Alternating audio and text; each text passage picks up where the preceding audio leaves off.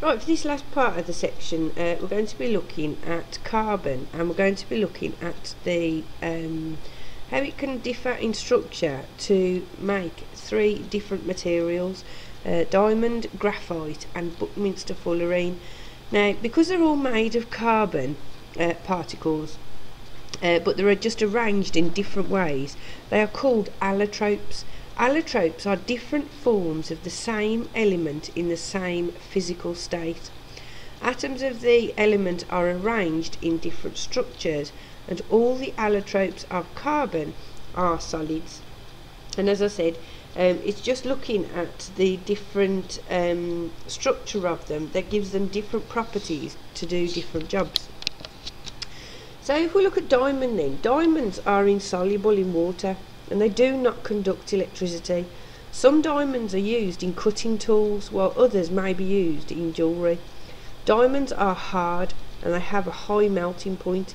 This is why they are used in drill bits, glass cutters, and some dental drills. For instance, if there was a fire and you put a diamond ring into the fire, all the gold would melt away and you'd just be left with the diamond afterwards, because that's how hard it is, unless obviously the temperature got so high. But it would have to be really hard. Diamonds are colourless and transparent. They can be cut into shapes that allow light to pass through in such a way that they seem to sparkle. This lustrous appearance makes them highly valued gemstones for jewellery. So if you looked at the structure of diamond, it's a rigid structure. It's called a giant molecule, and each carbon atom is bonded to 4 others by strong covalent bonds. Needs a lot of energy to break the bonds, as there are no separate layers.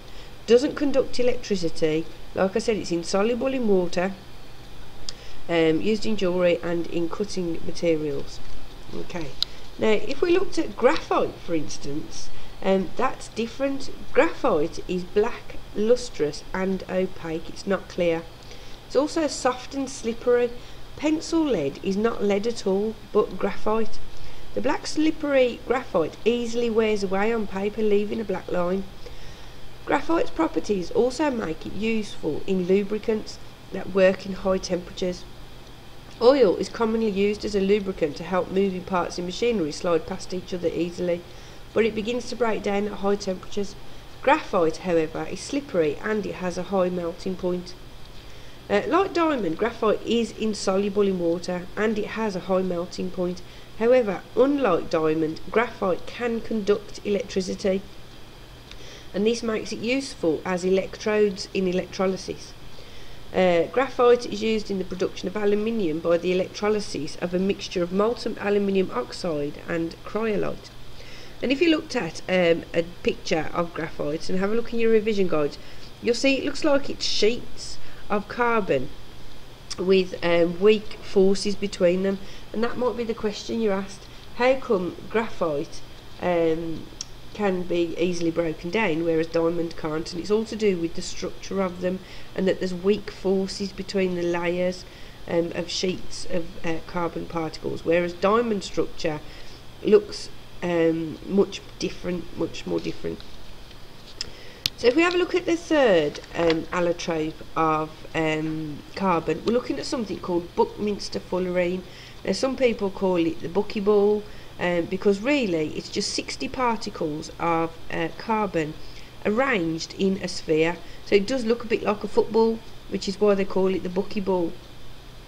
And Buckminster being the person who actually discovered it.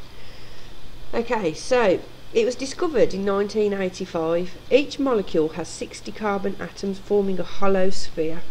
Since its discovery, many other different sized fullerenes or buckyballs have been found. The fullerenes, diamond and graphite, are allotropes of carbon, as I've mentioned, and they are in the same state at room temperature, but their carbon atoms are arranged differently. Buckminster fullerene and other fullerenes are hollow. The space inside is large enough to contain atoms or other molecules. The scientists have discovered how to cage radioactive metal atoms and drug molecules inside these fullerenes, which is what's making this a really interesting molecule to look at. So these fullerenes have potential use as new drug delivery systems.